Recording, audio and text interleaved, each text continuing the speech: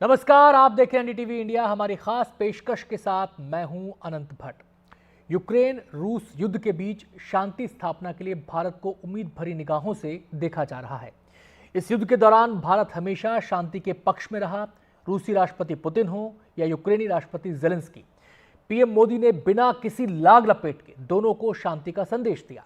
खास बात यह है कि पुतिन और जेलेंस्की दोनों को भारत पर भरोसा है और अब पुतिन ने खुद साफ शब्दों में कह दिया है कि शांति समझौते के लिए उन्हें भारत की मध्यस्थता मंजूर है। भारत पर भरोसे की वजह आखिर क्या है? भारत की पीस डिप्लोमेसी कैसे रास्ता दिखा सकती है? शांति के इस कूटनीतिक अध्याय को समझिए हमारी इस खास रिपोर्ट में।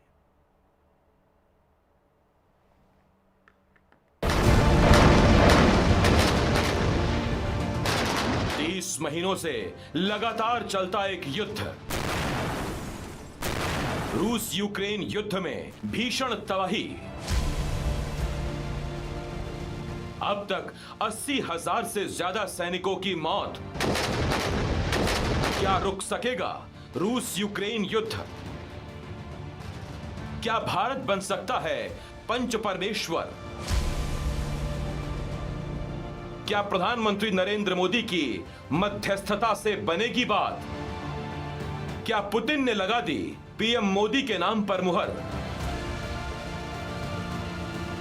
इन सारे सवालों का जवाब जानने से पहले यह जानना जरूरी है कि रूस के राष्ट्रपति व्लादिमीर पुतिन ने बयान देकर कहा कि यूक्रेन से रूस की शांति के लिए समझौते में भारत की मध्यस्थता उन्हें मंजूर है। व्लादिवोस्तोक में ईस्टर्न इकोनॉमिक फोरम के वार्षिक अधिवेशन में रूसी राष्ट्रपति व्लादिमीर शांति के इच्छुक दिखे।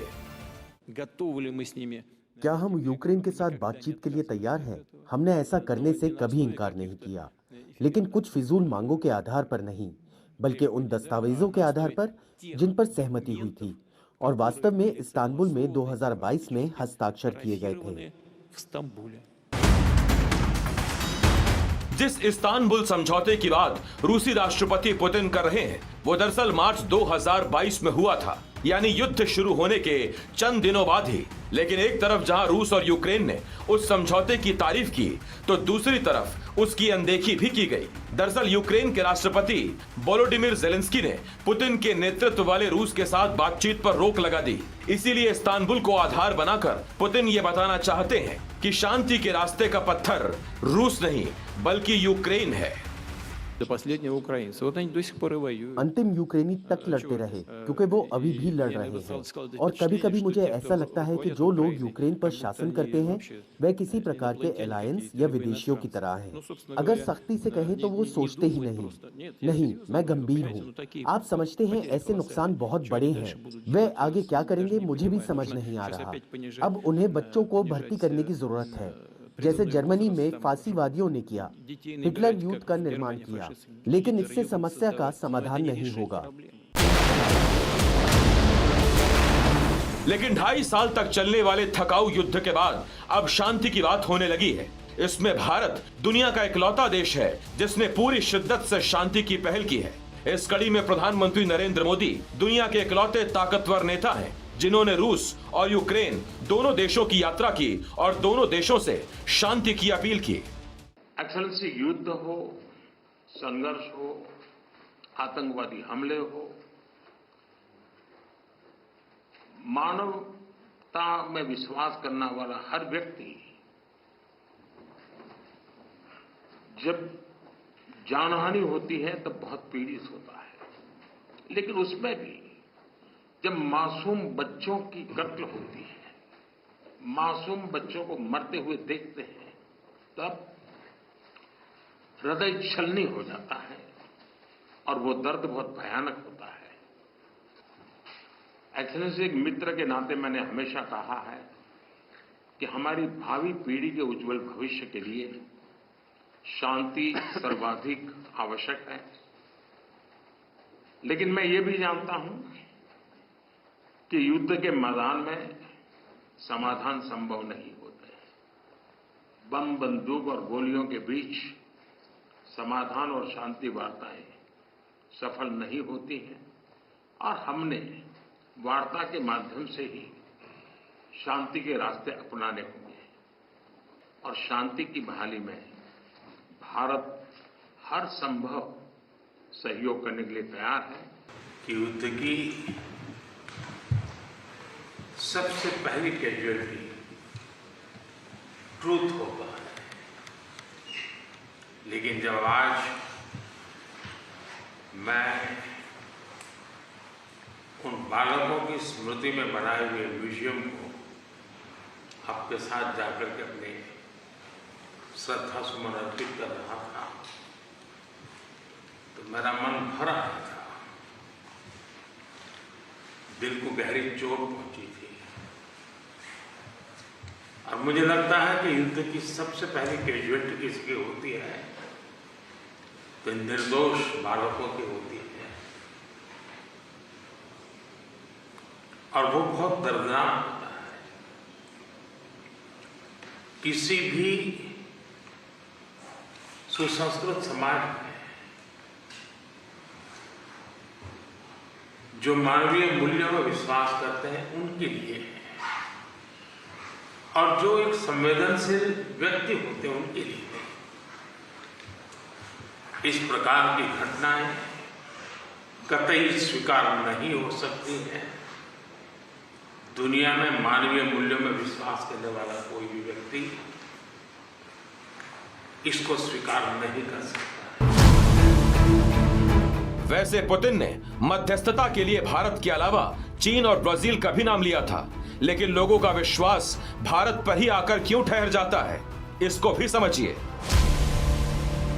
पुतिन ने भारत पर भरोसा इसलिए जताया है कि भारत इकलौता देश है जो इस युद्ध में रूस और यूक्रेन दोनों देशों के साथ खड़ा है। पीएम मोदी की पहले रूस और फिर यूक्रेन यात्रा से यह संदेश गया कि भारत वाकई शांति चाहता है। इसकी एक वजह यह भी है कि भारत के किसी भी प्रस्ताव को अमेरिका भी नजरअंदाज नहीं कर सकता।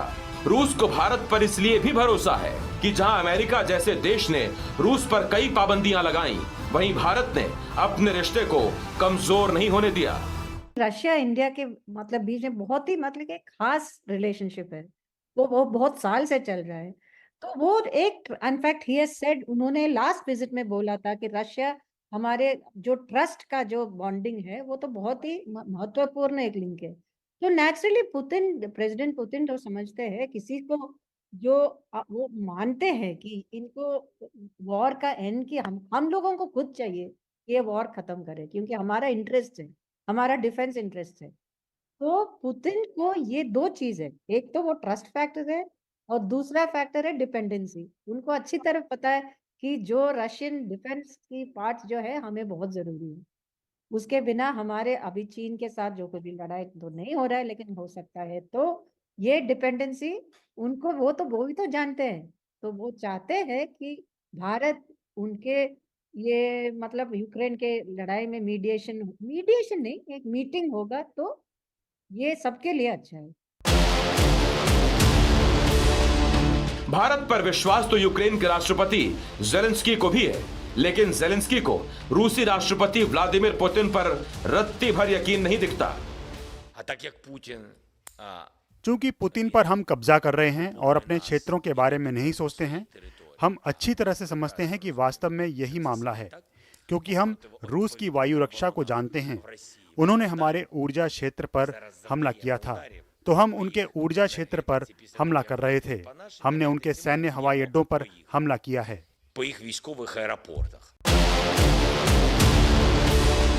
अब इंतजार कीजिए कि मॉस्को और कीव की तनातनी पर नई दिल्ली की पंचायत कब बैठती है। एनडीटीवी इंडिया की रिपोर्ट। कूटनीति के रास्ते बेहद पेचीदा होते हैं। इस रास्ते पर चलते हुए संतुलन कैसे कायम रखा जाए, भारत ये मिसाल दुनिया के सामने पेश कर रहा है।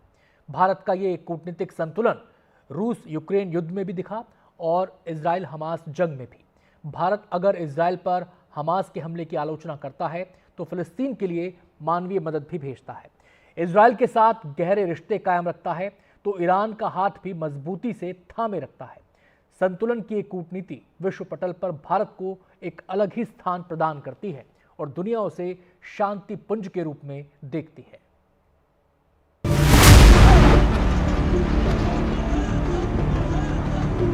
यूं तो इजराइल और फिलिस्तीन तनाव के ज्वालामुखी पर दशकों से बैठे हुए हैं, लेकिन बीते साल 7 अक्टूबर को इजराइल पर हमास के खूनी हमले ने युद्ध का जहर बो दिया।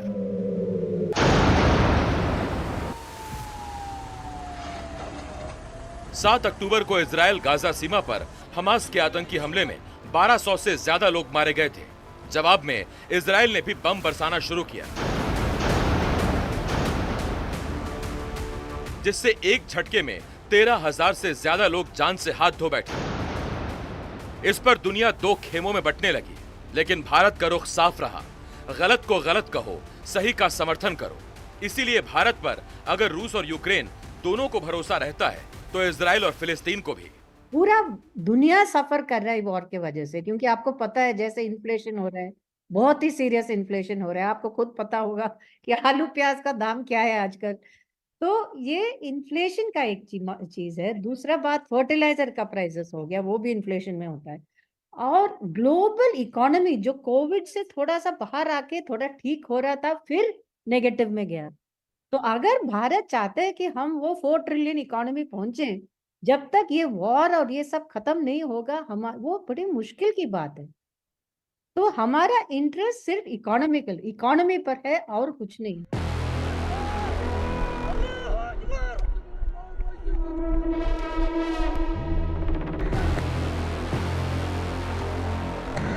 7 अक्टूबर को इजराइल पर हमास का हमला हुआ था और उसके 3 दिन बाद 10 अक्टूबर को इजरायली प्रधानमंत्री बेंजामिन नेतन्याहू ने प्रधानमंत्री नरेंद्र मोदी को फोन किया था। इससे आप अंदाजा लगा सकते हैं कि भारत की अहमियत इजराइल के लिए कितनी है। भारत ने आतंकी हमले की कड़ी निंदा के साथ ही इजराइल के साथ अपनी एकजुटता दिखाई, लेकिन फिलिस्तीन के साथ रिश्तों को भी कायम रखा।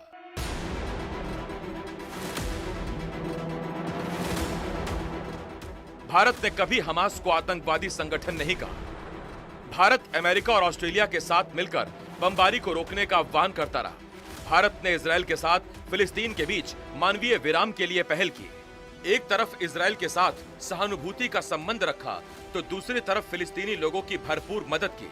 भारत ने मिस्र के माध्यम से गाजा को 16.5 टन दवाइयां भेजी। खास बात यह है कि फिलिस्तीन की मदद के लिए ईरान आगे आया। ईरानी राष्ट्रपति की हत्या और फिर ईरान में ही हमास चीफ के कत्ल के बाद इजराइल के खिलाफ युद्ध की बातें ईरान ही करने लगा। लेकिन उस ईरान के साथ भी किसी एक देश का रिश्ता बेहतर बना हुआ है तो वो भारत है। ऐसा इसलिए कि बाकी दुनिया कूटनीति के तिकड़म में फंस जाती है, जबकि भारत मानवीय पहलुओं पर काम करता है। इजराइल और हमास के बीच शांति के थोड़े बहुत आसार नजर आने लगे हैं। इसको और बेहतर वही देश कर सकते हैं जिन पर इजराइल, फिलिस्तीन और ईरान तीनों को एतबार हो। ऐसे में भारत से बेहतर विकल्प और कौन हो सकता है? एनडीटीवी इंडिया की रिपोर्ट।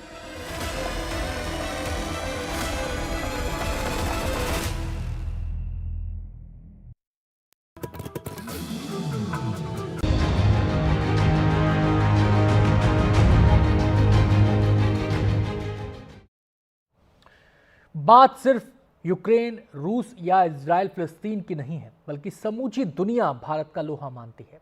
उसकी वजह क्या है, ये जानने के लिए ये रिपोर्ट देखिए।